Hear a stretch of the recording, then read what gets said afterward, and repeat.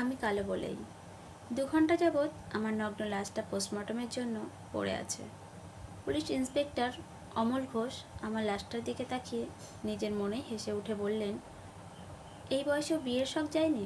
এরপরে ডাক্তারের দিকে তাকিয়ে বললেন, তাড়াতাড়ি কাজ শেষ করুন, এরপর লাশ আবার পরিবারকে পাঠাতে হবে।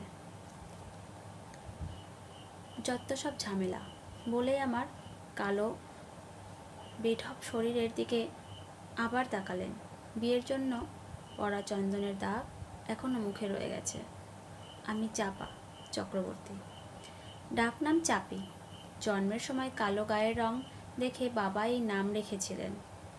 বাবা আমার মুখ দেখেই নাকি বলেছিলেন, দেখো, এই মেয়েই আমাদের জন্য সৌভাগ্য বয়ে আনবে। ভগবান বোধ করি বাবার দিকে যে ব্যঙ্গ হাসিটা সেদিনই হেসে উঠেছিলেন। ছোটবেলা থেকেই দাদা বৌদি আর পড়শিদের ফোঁটা শুনেই বড় হয়েছি। হেসেলে ঢুকলে বৌদিরা পাতিলের তলার সাথেই আমার তুলনা করতে পারলেই যেন সার্থক হতেন। একদিন বড় বৌদি আমার গালে কালি দিয়ে বলেছিলেন, তোমার মুখের কোথায় যে কালি লাগিয়েছি তা তো ঠাউরই করতে পারছি নে গো। এ নিয়ে বাড়ির সবার কি হাসাহাসি। আমিও সবার সাথে হেসেছিলাম। ওসব কথা এখন আমার গায়ে লাগে না। তবে মায়ের বোধ হয় সহ্য হলো না। সারা রাত মুখ আঁচল গুজে কেঁদেছিলেন। জীবনে প্রথম ভালোবাসা ছিল রবিদা। ছোট থাকতে পাশের বাড়ির সুধা কাকিমার বাড়ি প্রায় দৌড়ে চলে যেতাম। আর রবিদার কাছে রাজ্যের গল্প শুনতাম। প্রায় পাঠশালা ফাঁকি দিয়ে তার বই পড়তাম। একদিন সেদিন লজ্জায় কিছু বলতে পারিনি, মুখ ফোটে ঘরে ছুটে এসেছিলাম। এরপর থেকে রবিদার সামনে যেতে ভারী লজ্জা পেতাম। তখন থেকে সেই ছিল আমার কল্পনার রাজকুমার। বড় হতে থাকে আর কল্পনার রাজ্য বিস্তৃত হতে থাকে। কল্পনার সবটাই ছিল রবিদাকে ঘিরে। ভাবতাম রবিদার কল্পনাও বুঝি আমায় নিয়ে।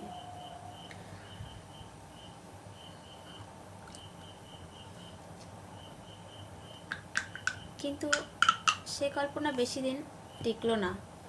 যখন জেনেছিলাম আমার সুহেলির সাথে ওর বিয়ে ঠিক হয়েছে, ছুটে গিয়ে রবিদাকে শুধিয়েছিলাম, তবে বললে কেন আমায় বিয়ে করবে? রবিদা ঘর ফাটানো হাসি হেসে বললেন, সে তো মজা করেছিলাম।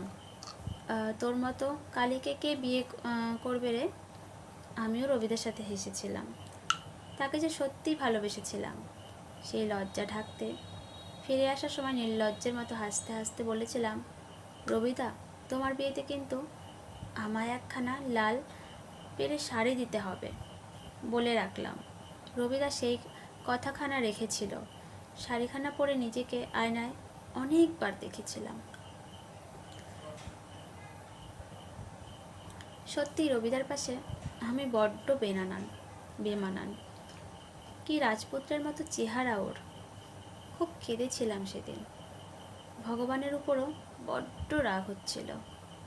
আমার দাদা দিদিরা তো কত সুন্দর, আর আমায় গড়ার সময় বুঝি বোধহয় ভগবানের সাদা রঙের কমতি পড়েছিল। বাবা আমার বিয়েরও তোড়জোড় শুরু করলেন। 15তে পা দিয়েছি। এখন বিয়ে না দিলেই নয়। কিন্তু একখানাও বাবার পছন্দ মতো প্রস্তাব আসে না। আমি কালো বলে। কোনো ছেলের 2 বউ, কারো বয়স বাবার চেয়ে অনেক বেশি, কারো আবার পণ বেশি চাই। বৌদিরা বলা বলি করে, ঠাকুরমশাই ঠাকুরজির জন্য কোনো রাজপুত্রের আশায় বসে আছে গো। যে গায়ের রং, ছি। আস্তে আস্তে আমার বয়স বাড়তে থাকে। বয়স 25-এ এসে ঠেকেছে। ছেলেপক্ষের সামনে নিজেকে হাজির করতে করতে আমি বড় ক্লান্ত। কোনো শুভ অনুষ্ঠানে আমার যেতে বারণ, পাছে তাদের কোনো অমঙ্গল হয়। আমি যে অপয়া, অলক্ষ্মী। 25-এ এসেও একখানা বর জোটাতে পারলাম না।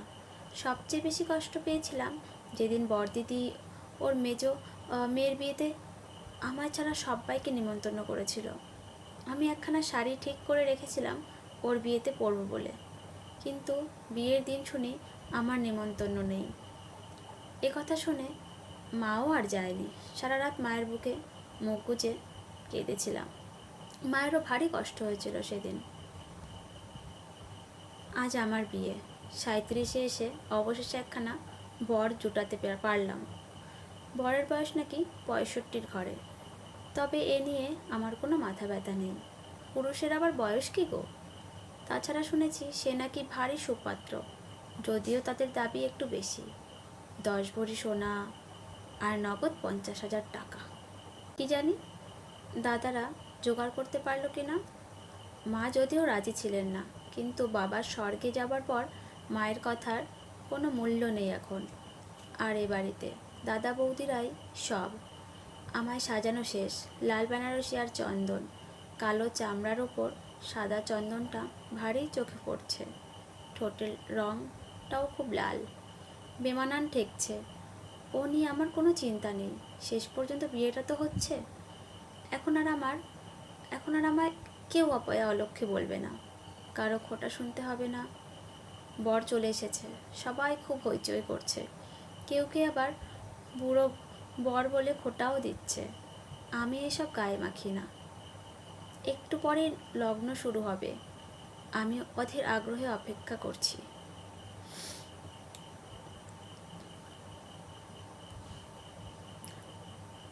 বিয়েটা আর হলো না শেষ পর্যন্ত। পণের টাকা গয়না কিছুই জোগাড় হয়নি।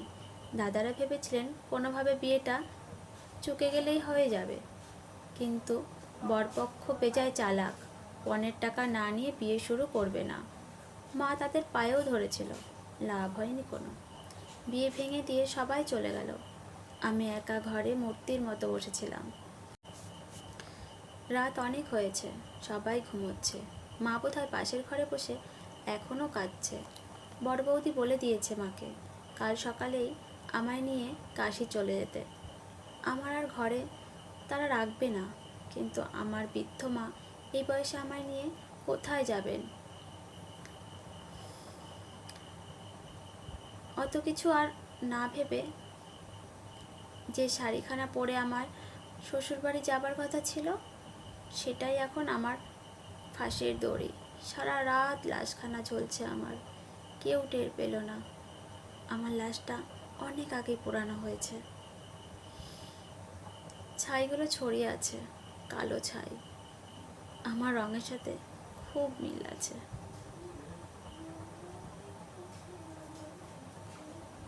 আচ্ছা, ফর্সা আর কালো মানুষের ছাইয়ের মধ্যে তো কোনো পার্থক্য নেই, তবে মানুষগুলোর মধ্যে কেন এত পার্থক্য?